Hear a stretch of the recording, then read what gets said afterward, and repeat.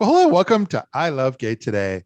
And we are here with a good friend of mine, Rich Oceguera, who now lives in San Diego. How are you? Yay. I am really well. Thanks for Good. having me. Oh, absolutely. It's crazy because you and I have this history. I was living in LA, you were from LA, but you were living in New York when I met you. And Yeah. so you're always known to me as the LA guy, living in New York, pioneering new stuff. But that's when you had kind of helped found the NGLCC New York. Yeah. Yes. Yeah. In 2008, Okay. just around there, the height of the global financial meltdown, Yeah. Yeah. is when that all well, when I got involved, to be honest, NGLCC had started to try to form a chamber, since Yeah. there wasn't an LGBT specific chamber. Yeah. Other organizations were there, trying to address the business community, but there wasn't a dedicated chamber. And that's when NGLCC thought that they would create one, but that's not what they do. That's not their purpose. Yeah. And so they found out that pretty quickly that they should bring other people in to do it. And that's when I got involved Yeah. to kind of spearhead it. And it just turned into a 5-year ride that was pretty awesome, taking it from nothing, a concept, Yeah. and then bringing together the team of volunteers like Robin Streisand and Thomas Kowaleski and David Ricciardi and Nick, a couple of other people, Yeah. and just decided to face all the external circumstances, like every major corporation was letting go of their teams. And we, had the guts to walk into places like Chase and, American Airlines and many other major corporations and ask them to make sizable commitments to the chamber. Yeah. From 5 to 25,000 was what we started with. Yeah. And many of them said yes. And it was fascinating because it wasn't their marketing. It wasn't like, I know it's Pride Month now, and I know people have been talking, you've been talking about the corporate world and Pride and how marketing works during this month. Yeah. But it wasn't from those marketing budgets that the money came from, which I think was really interesting. So we were tapping into supplier diversity and procurement budgets, and really making a business case that we had something that was invisible. There was only a website, Yeah. no office. Yeah. It basically was built at my kitchen table and Robin Streisand's conference room. Yep. And we just believed in the vision and the need that an organization needed to be present, that the LGBT and allied community could be a part of, and to really build up our community. So it was really an honor to be a part of that, and no one knew what was going to happen, and I certainly didn't have experience in being a chamber president, Yeah. but we just did what we thought was right as business people, Yeah. and it worked. The organization is still thriving, and It is. as you know, I know you're connected there too, and something I'm pretty proud of. Yeah. No, that's how I got to know you over all those years. You were like this pioneer, and you're always, all I know is you're very hardworking. There was all these events, and you were right front and center, making sure that we were all brought together and educated. I loved it. Yeah. But no, it's funny because then we swapped coasts. Then I moved to New York right around the time that you moved back to the West Coast. But now Yeah. you're in San Diego, and you've kind of, like, I would say from the outside looking in, almost in some ways reinvented yourself with what you're up to. But tell us a little bit about that. Yes, I've become blonde.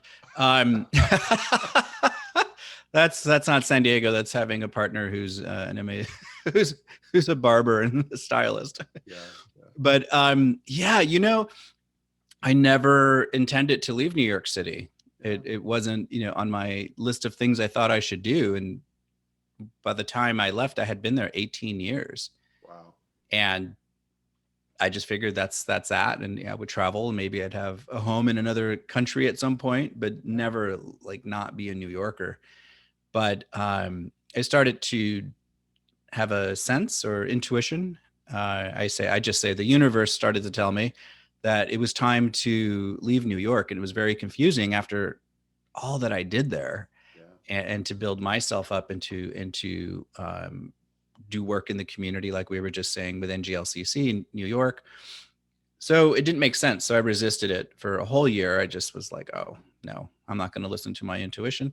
And it got louder and louder. And finally I gave in and said, fine, I'll leave. But I thought I would move to Europe, go live in an ashram for 6 months in India, like, do those things that I hadn't been able to do when I was younger.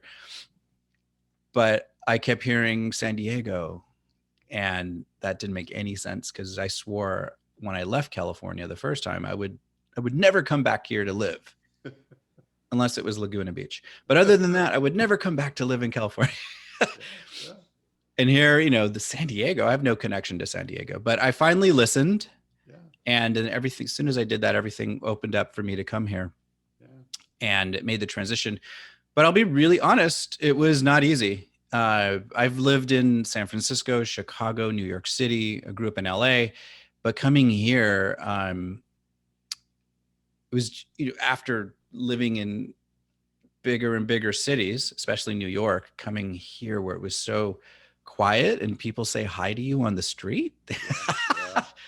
When that first happened, I thought, what do they want? Like, like just people in this like nice neighborhood I lived in, and people like, good morning. What? But it was an adjustment to the pace, but also from a business perspective. It was fascinating because everything I built up at that time for my coaching business in New York, I just thought it would translate and just be easy. And come here, I just, scene change. But to be honest, everything fell apart. I literally, I had built a 6-figure company in New York with my coaching practice. After NGLCC, I opened a coaching practice, and it just wouldn't work. And I couldn't figure out why.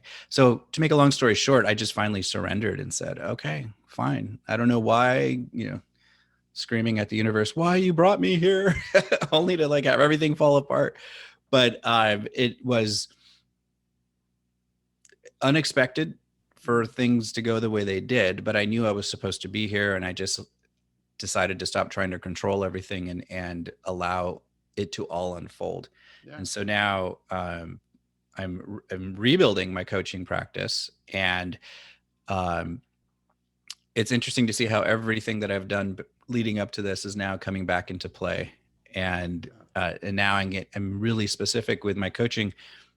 It's helping business owners who are not willing, or who'd rather poke their eyeballs out than stare into a camera and use video, which is one of the number one ways to be visible right now, especially after the pandemic.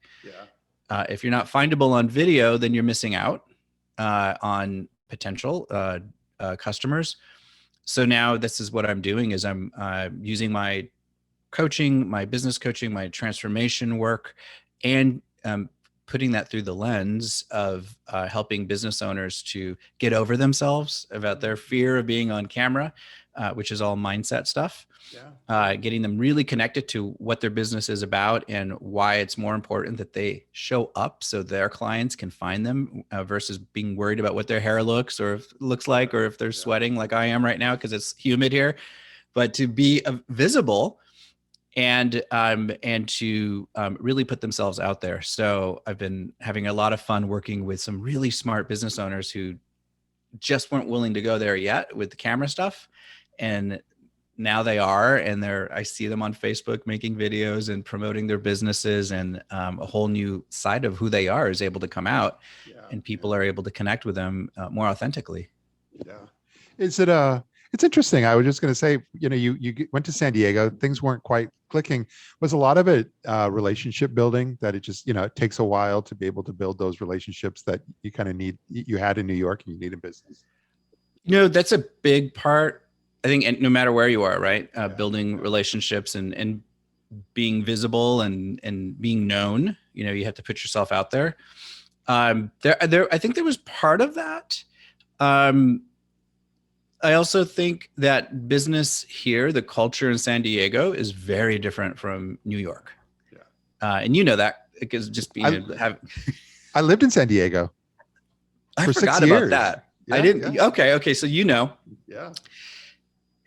not bad. It's just different. Yeah. And, I was used to 18 years of New York, very, go, go, go, create, there's a global financial crisis. Let's start a chamber of commerce. Okay, let's do it.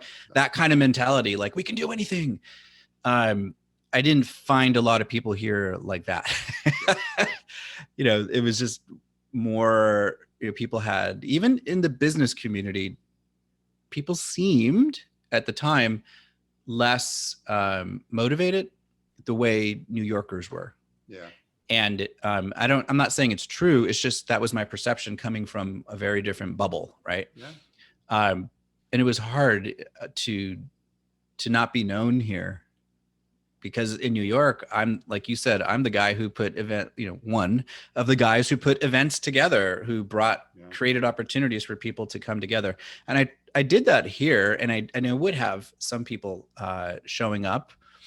But the culture for networking here is I don't know now, because we've been locked up for a year and a half or so, but prior to the pandemic, just a different vibe. And so I really had stopped trying to build my business for a good amount of time. That business, I was doing other things, because I was trying so hard to try to like figure it out and to fit in, and that wasn't working either. So, but now, are you a part of the local chamber there, the GSDBA? I was. Okay. Yeah. And that was very different, because I thought that was where I thought, okay, I know the system. I know how chambers work. Like I could come here and like fit into that. And I even felt like that was hard. Although I connected with the woman who was leading the chamber at the time. And I will say that one of the very first people who connected with me here, his name is Chris Spade. He's one of the top real estate agents here in San Diego now. Yeah. But I remember, and he was very involved with the chamber. He was not the president from an employee point of view, but I think on the board. And I reached out, and he took me to lunch, and just kind of welcomed me to San Diego, and we've remained friends ever since. But otherwise, I felt it hard to fit in, because I would hear things like, you're so East Coast. And I would say, thank you. Yeah. Or even walking on the street one day, I was in Hillcrest, and New Yorkers walk quickly, and we walk into the street. It doesn't matter if the light's red or green, like just don't get hit by a car. Yeah. And I remember that's how I was trained. And so I walked off the corner on University Avenue, and the people behind me said, that guy must be from Manhattan. Yeah, because out in California, you're going to get a jaywalking ticket for that. I know. I haven't seen anyone get one lately, but it was very funny. Like there was just like everything that I was, or my energy and everything about what made me work in New York didn't quite fit here, and I wasn't expecting it. But I think that's part of why I had to come here. There was like a whole new side of me that was ready or needed to blossom or come out, and to have just very different experiences than what I had been used to. Yeah. But now you've got, you were talking about the video and so forth, but that's one of the ways I've been able to kind of stay on top of your world in that sense, because you've got a few shows. I know when the Unmute Yourself show and so forth, but how's that all working for you? Really fun. I love it. It's one of my highlights of the week. Right now I have 2 shows. Yeah. This is fun to do this, to interview people and to shine a light on other people is one of the things that I value. Yeah. So through my show, the Unmute Yourself show, which is all about unmuting yourself, literally business owners, allowing their voices to be heard, and their faces to be seen on camera. To take the mute button off and get yourself out there. That's who it's designed for. And then I interview other business owners who are doing that already, who have transformed some kind of tragedy or obstacles, and have a business now that is related maybe to what they overcame, and now that's what they're teaching people how to do. So I have different, business owners from different walks of life who come on to the show. And that's a newer show that I think we're on episode 6 now for that one. Okay. Prior to that, I had a show called The Divine Urge, which was a little more spiritual in nature, and we talked more about intuition and spiritual practices, but it morphed into now like the way my show is now, because I just started interviewing more and more business people. Yeah. I can't get away from talking to business people apparently. And then Heart to Heart is I'm one of 4 hosts on that show, and so it's kind of like The View, sort of that kind of a format. Yeah. So there's 4 of us, and that show's really fun because the audience submits questions, and 3 questions get picked as the potential topics for the show. Yeah. And the hosts don't know which question actually got selected as the topic until halfway. It's a 30-minute show, so halfway through, we pulled the question out of the vault, we call it. And it's interesting because sometimes they're difficult topics that I have no experience in. Like one week, the question was about menopause. And I don't know.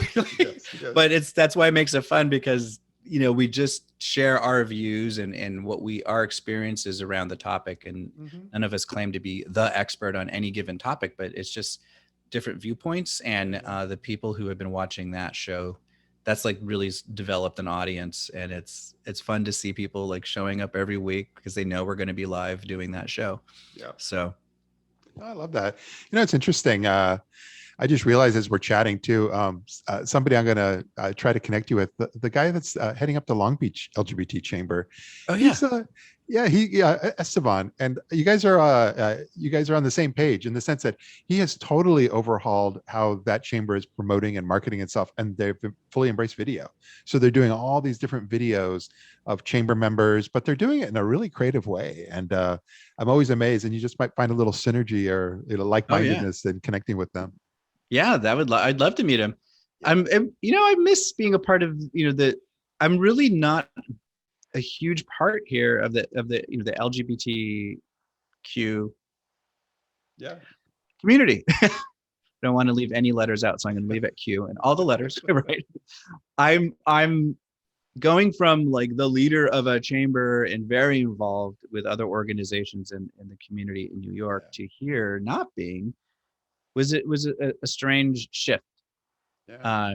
But I'm just going with the flow. You found your groove. Yeah. I like that. No, and I look forward to it. Like, that's the thing, is that's why I said I love watching you kind of evolve over the years there, and love what you're doing. And I was going back and forth to the West Coast more often than what turned out with COVID and everything. But no, I very much look forward to when I'm back there again, to being able to reconnect, because it would just be, I think we'd have a lot to chat about. Yes, we always have. I remember some of our conversations talking about ideas that you had or things that you actually have done. I was thinking about this. It's like, God, I have known Matt for so long. Yeah. I distinctly remember being at some event. Maybe it was one of the Wittick. I forget what the event was called, but Bob Wittick, I believe, was the spearheader. Maybe you were too, probably. Yeah. But I remember sitting in a conference room and you were teaching us about social media, like, because no one knew what the heck it was, like how to use it. Yeah. Like at that point, you were teaching us how to put the @ symbol sign, yes, so that you could pull people up. And to this day, when I start typing a name and it doesn't come up, I immediately think of you and the @ symbol. I'm like, oh, I know how to fix this. And don't forget the hashtags. The hashtags, right? You talked about hashtags before anybody was talking about them. I love it. No, this is great. And but it all, that's where everything comes full circle. And so here we are today and doing multimedia, and it's got a life of its own. Yeah. I love that. So no, I look forward to seeing you, and really appreciate the fact that you've been able to just take a few moments of your time and share a little of your story with our audience. In fact, some of the folks you from New York are probably going to enjoy seeing this as well, just to feel like they've reconnected with you. Yay. Shout out to all those people. I got an award. Those of us who started the chamber, NGLCC New York, at the 10-year anniversary, they had a special event and gave all the chamber leaders, because there's been several now, Yeah. and other volunteers these cool awards, which I actually can't see it behind me, but it's right behind my head.